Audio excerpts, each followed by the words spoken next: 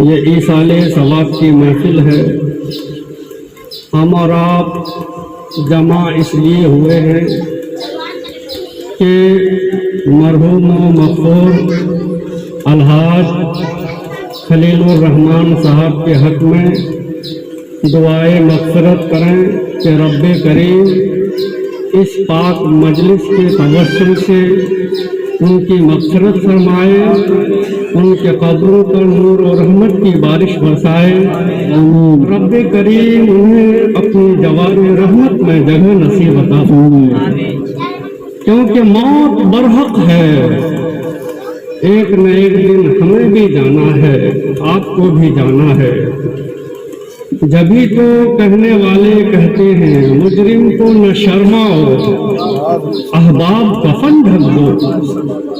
مجرم کو نہ شرماؤ، احباب کفن ڈھک دو۔ منہ دیکھ کے کیا ہوگا، پردے میں انسان جا رہا ہے، کسی دنیا دار کا مجرم نہیں، رب کا مجرم ہے، رب کی بارگاہ میں پہنچ رہا ہے۔ عقل مند انسان وہی ہے، دنیا میں جتنے دن وہ رہتا ہے یا رہے گا اس کی تیاری کرے، اور جتنی آخرت میں رہنا ہے اس کی تیاری کرے۔ آخرت میں کتنے دن رہنا ہے، دنیا میں کتنے دن رہنا ہے، آپ عقل مند انسان ہیں، آپ سوچئے، اس کی تیاری کیجئے۔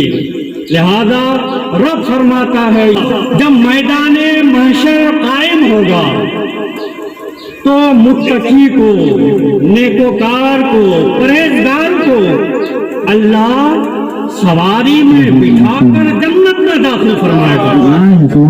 وَنَسُوقُ الْمُجْرِمِينَ إِلَىٰ جَهَنَّمَ وِرْدًا، جو مجرم ہوں گے، گنہگار ہوں گے، بدکار ہوں گے، ان کو کیسے جہنم میں داخل کیا جائے گا؟ جیسے کہ ایک چروایا لٹھی لے کر بکریوں کو چراتا ہے، ہٹاتا ہے، مار مار کر لے جاتا ہے، اسی طرح گنہگار بدکار کو فرشتے ڈنڈے مار مار کر جہنم میں داخل فرمائیں گے۔ سوچئے اور کیجئے، موت برحق ہے، ایک نہ ایک دن ہمیں بھی جانا ہے، آپ کو بھی جانا ہے۔ دنیا کی ساری دولتیں دنیا ہی میں رہ جائیں گی، ہمارے ساتھ ہمارا اعمال جائے گا، ہمارا کردار جائے گا، ہمارا اخلاق جائے گا۔ آپ کہو گے کیسے؟ میں کہوں گا یہی وہ حضرت ابراہیم علی نبینا علیہ الصلوۃ والسلام کی یاد اور سنت کو آپ تازہ کرنے جا رہے ہیں۔ ان کے نام پر لاکھوں کروڑوں اربوں خربوں کی تعداد میں لوگ جانور خریدتے ہیں اور سنت ابراہیمی کو زندہ کرنے کے لیے قربان کر دیا کرتے ہیں۔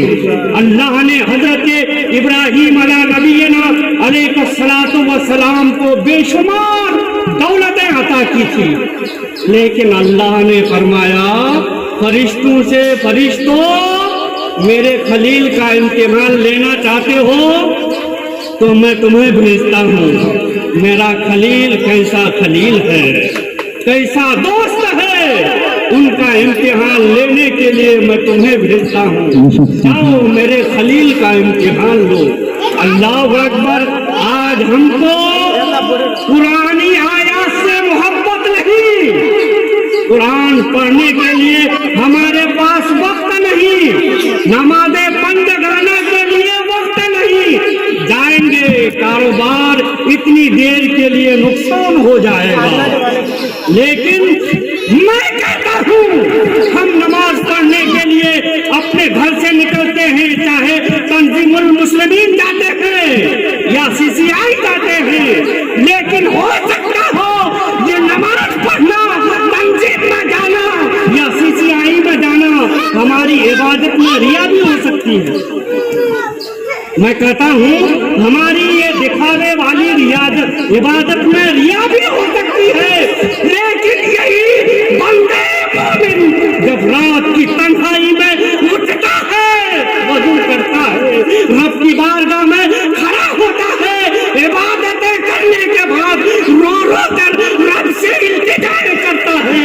रब उनकी अदाओं को ज्यादा पसंद फरमाता है।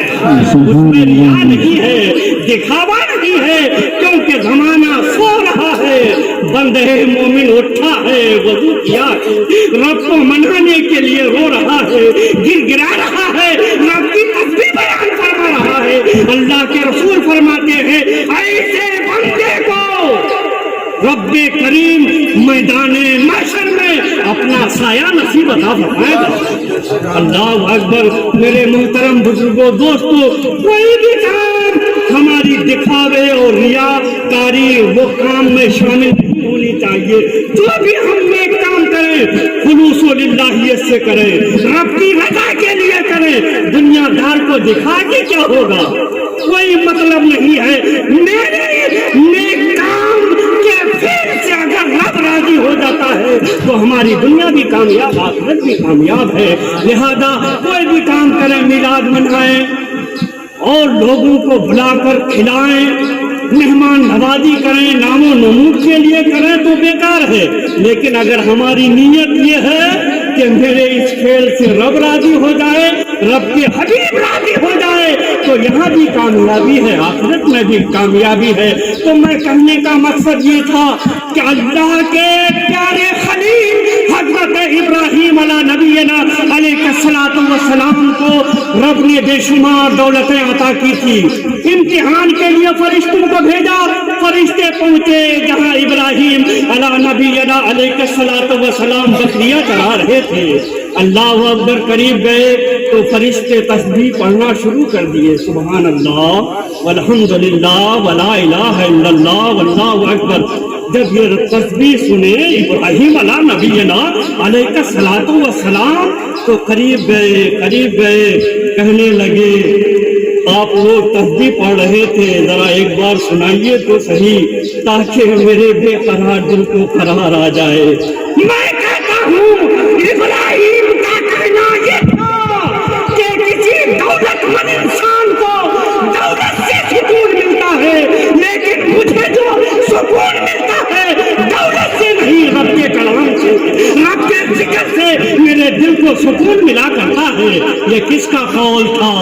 ये इब्राहिम अला नबीना अलैहिस्सलातु वस्सलाम का मिजाज था कि मुझे दुनियावी दौलत से सुकून नहीं मिलता, मुझे तो रब के कलाम से सुकून मिलता है।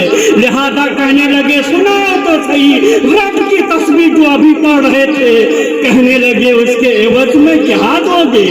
कहा कि जितनी बकरियां हैं सब दे दूंगा। सुनाया गया, लेकिन तशफ़्फ़ी न हुई। फिर कहने लगे, एक बार और सुनाओ, जितने गाय बैल भैंस है सब दे दूंगा। वो भी दे दिए। फिर कहने लगे, अभी भी तशफ़्फ़ी न हुई, एक बार और सुनाओ। कहा, क्या दोगे? कि जितनी ऊँट है सब दे दूंगा। फिर भी तशफ़्फ़ी न हुई, कहने लगे, एक बार और सुनाओ। आज हालात ऐसे हैं कि रमजान मुबारक के मुकद्दस महीने में हाफिज़े कुरान को मस्जिद में खड़ा किया जाता है, लेकिन उनके पीछे लोग तरावी सुनने के लिए तैयार नहीं। क्या ये रब का कलाम नहीं है जो हाफिज साहब पढ़ते हैं और उनके पीछे लोग सुनते हैं? रब के कलाम को सुनने के लिए तो लोग दौड़े आ जाना चाहिए था कि यही वो मुबारक महीना है जो कुरान सुनने को हमें तौफीक मिल रही है, लेकिन उस पर भी बहाना बना देते हैं। तबीयत खराब है, हालात ऐसे हैं। इंसान हालात से तो बड़ा डरता है, लेकिन अल्लाह के खौफ से नहीं डरता। सोचने वाली बात है मेरे मोहतरम बुजुर्गों, दोस्तों। लिहाजा तशफ़्फ़ी न हुई, एक बार और सुना दीजिए। कहा कि आपके पास कुछ न बचा, सारी बकरियां दे दी, ऊंट गाय बैल भैंस सब कुछ दे दिए, अब क्या दोगे? कहा कि इन बकरियों को, गाय बैल भैंस और जो है ऊंटों को चराने के लिए एक नौकर की भी जरूरत है। एक बार और सुना दो और मुझे नौकर की हैसियत से रख लो। न मैं खाना मांगूंगा, न मैं पानी मांगूंगा, सिर्फ रब का कलाम सुनाते रहना। अल्लाह अकबर। कैसी हालत थी हजरत इब्राहिम अला नबीना अलैहिस्सलातु वस्सलाम को, कैसी मोहब्बत थी अल्लाह के कलाम से कि सारी दौलत दे रहे हैं, दौलत हमें नौकर की हैसियत से रख लीजिए, कहीं इसी नौकरी को रब की बारगाह में हमारी अगर कबूल हो गई तो हमारी बेहतरी है। लिहाजा मेरे मुहतरम बुजुर्गों, दोस्तों, लेकिन आज हवस हमारी आपकी ऐसी है कि दौलत के हवस में नमाज जा रही है, जाने दिया जाए। मेहमान नवाजी हो रही है, जमात का टाइम है, मेहमान नवाजी में कमी न हो, लेकिन जमात जाती है तो जाने दिया जाए। फिर अपने आप को कहते हैं मुसलमान हैं, ईमान वाले हैं, नबी के कलमा गो हैं, मेहमान नवाजी में जमात जा रही है, कोई फिक्र नहीं। औलाद अगर दुख में है, मुसीबत में है, खुदा न खास्ता औलाद की रूह बर्बाद कर जाती है, आवोधारी फुगा और चिल्लाना सबके लिए आंखों पर जारी हो जाता है, लेकिन नमाज चली जाती है, उसके लिए कोई आओ भगा नहीं, कोई दर्द नहीं, कोई परेशानी नहीं। अल्लाह अकबर। फिर अपने आप को फख्र से कहते हैं हम मुसलमान हैं, लेकिन लोगों सोचो, गौर करो, वही हाल है आज हजरत इंसान का जो मौलाना रूम फरमा गए। यही बात कहकर मैं अपने बात को खत्म करूंगा। मौलाना रूम क्या फरमा गए? मौलाना रूम कहते हैं कि एक इंसान को कीमती हीरा मिला, एक इंसान को कीमती हीरा मिला। वो हीरा लेकर जौहरी के पास जब गया, कहने लगा जौहरी कि ये इतना नायाब कीमती हीरा है कि पूरे मार्केट में अगर इसकी कीमत देना हम लोग चाहें तो दे नहीं सकते, इतना नायाब कीमती हीरा है। तो बेहतर ये है कि बादशाह के दरबार में चले जाओ, और बादशाह की यहाँ दौलत की कमी नहीं है, खजाने की कमी नहीं है, हीरे जवाहरात की कमी नहीं है। वहाँ जाओगे तो इसकी उजरत, इसकी कीमत मिल जाएगी।